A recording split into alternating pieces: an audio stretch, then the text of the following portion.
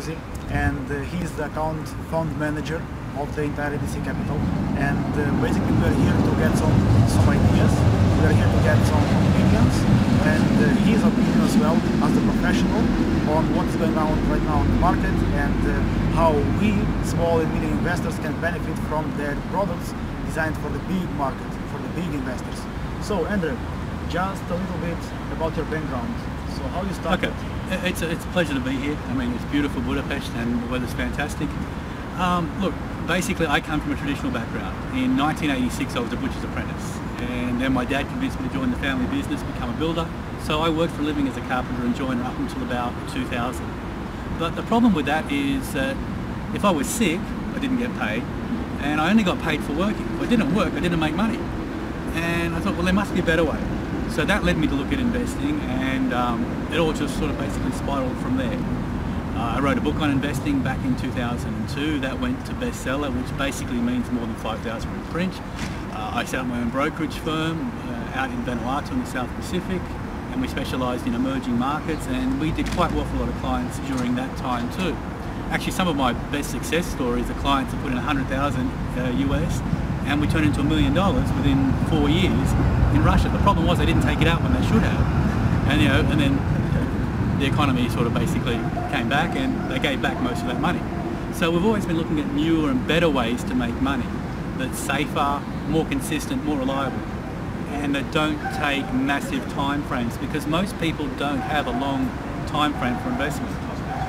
We live in this instant gratification society, and everyone wants to show me the money now. And to some extent it's possible, but there is still some patience involved with that. So basically, what motivated you to start to get involved with the Forex industry? Well, Forex was just a byproduct of everything else I did. I said, from the emerging markets and seeing the global recession, or basically the first part, or what's the entree to what's going to come, that made me look outside for different methods of investing. And then we started our own funds, which weren't connected to the market, but have done very well. And we've won a few awards for that. It's Best Fixed Income Fund Manager. I think we've got 3 awards in the last few years for that. How you felt when you got the award? It was kind of cool. We were interviewed at the London Stock Exchange, and got a lot of recognition for what we do. But from there it led me to the Forex. I got involved as a byproduct because I was introduced by somebody else who told me we could make these great returns. And then I went into their fund and I wasn't making the money. So then they came in and said, look, can I help them build it up from there? So that's what we've done. We've come in now. It's taken a bit longer than we wanted, but basically making a more safer, more secure type product that has real investment returns. Now the thing I like about Forex is that you can see the account at all times. Like, we can see the money's there. If I give my money to a fund manager, if I give my money to something else, well then I've got to rely on audited statements. I've got to see where it's at all the time. And I don't know for sure how good the auditor is. I mean, look at Enron, look at everything else that's happened over the years. So that gets kind of scary. I mean, look at Bernie Madoff, what he did, just fictitious figures. At least with the FX, we can see the statements, the accounts are real. We can prove it at any time that we need to. Exactly. And it's better than property investing, because if I've got a house that needs some money, I can't sell a bedroom, right? It doesn't work. But with the FX, I can sell a portion of my investment and liquidate basically instantly and have that money in my hand. So that's beautiful. Yeah, it is. And the FX market's a $5 trillion a day market. It is just ridiculous how big it is.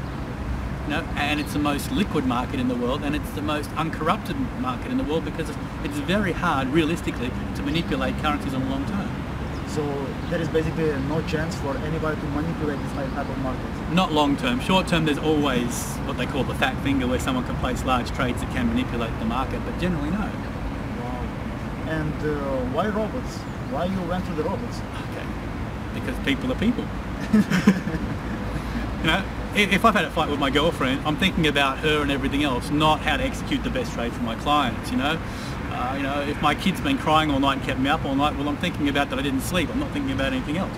And then on top of that, I need to be able to react instantly, and then I need to be able to do it without fear, and I need to follow my rules, and I need to not second guess myself. You cannot do that as a person.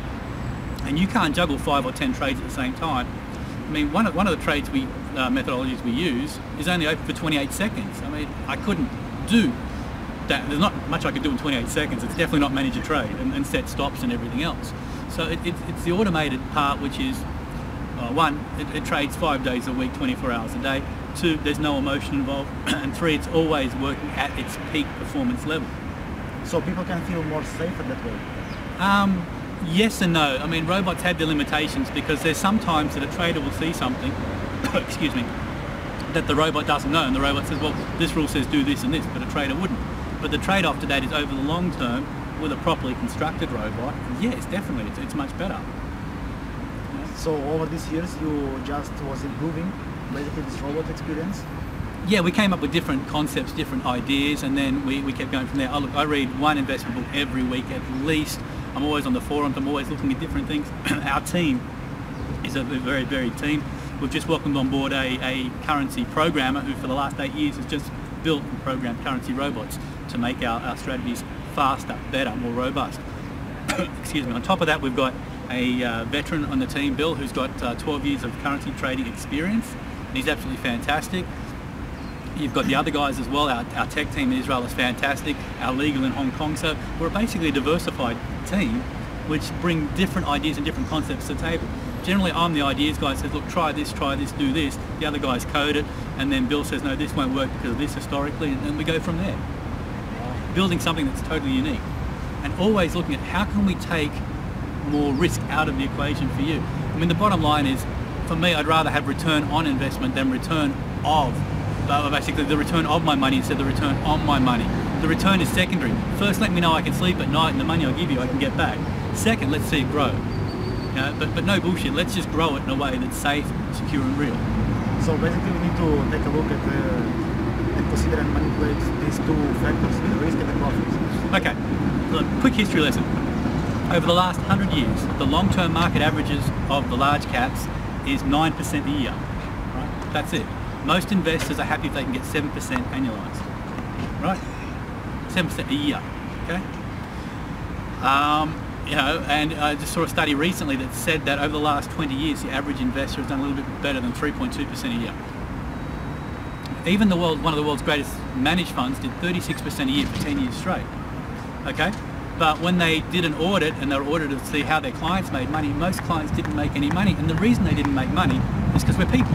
We pull out when it goes down and we rush in when it goes up. So they had a good month and they get flooded with all these new clients. But have a bad month, everyone will pull out. So, you know, historically, investing hasn't really given the great returns. Unless you've got the time, you know, time span of a sea turtle. If you've got 80 years or 150 years, you may do okay. But that's outside most of the KulClub members' time frame, I'd say, for investments. So right now we are coming to the part that you have got a very diversified team with diversified backgrounds and all working together in the common goal. So current position, where are you right now and where are you planning to be in the next 5 years, for example? Well, what we'd like to do is build every month on consistent returns, and if we do have a negative month, to be in a position where we can bring that back relatively quickly. Excuse me, we don't need to be the absolute best at what we do. The bottom line is most people aren't very good anyway, so being just great is enough to set you apart. But the reality is we want to be there for the long term. We want to see our clients make money consistently, predictably. We want them to be able to sleep at night and not worry what's happening. I mean, I read a report yesterday that a 65% chance that next year the world will enter another global recession. And my opinion is if we enter something like that again, it's going to be far worse than what we had in 2007. So, you know, I'm talking 40, 50% more drops in the stock market, which is awesome for me because the currency volatility is going to be huge.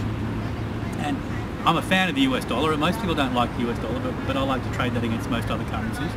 And the thing you need to understand about the US dollar is it's the absolute worst currency in the world, except for every other one. That's the bottom line.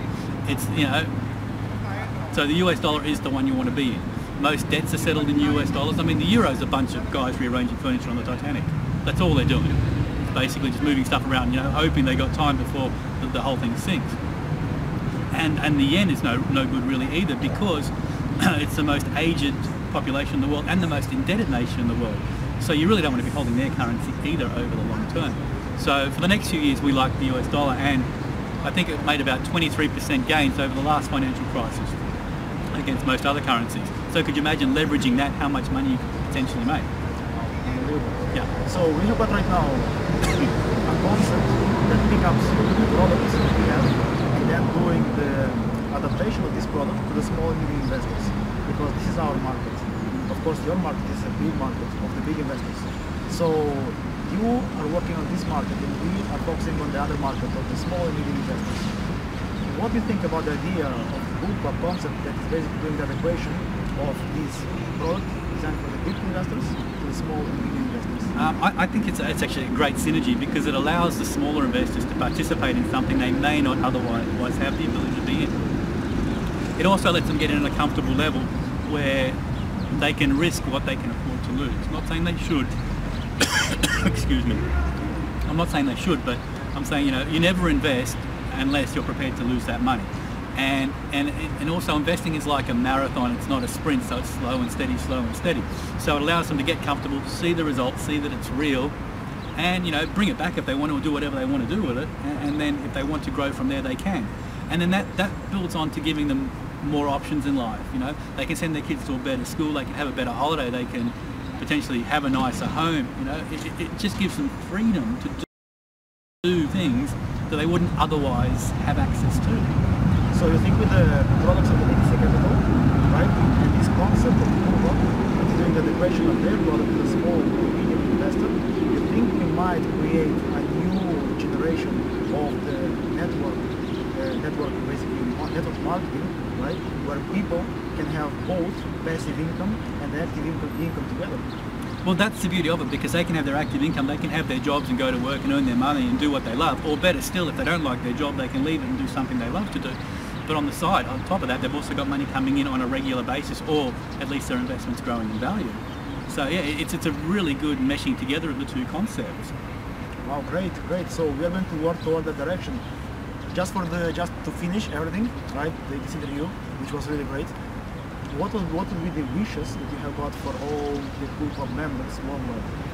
Oh, the only wish I can say is basically wishing them every success in what they do and be happy in what they're doing, focus on the positives they've got in their lives and enjoy what they're doing, and hopefully with what we're doing we can put a lot of their wealth creation on autopilot. Okay.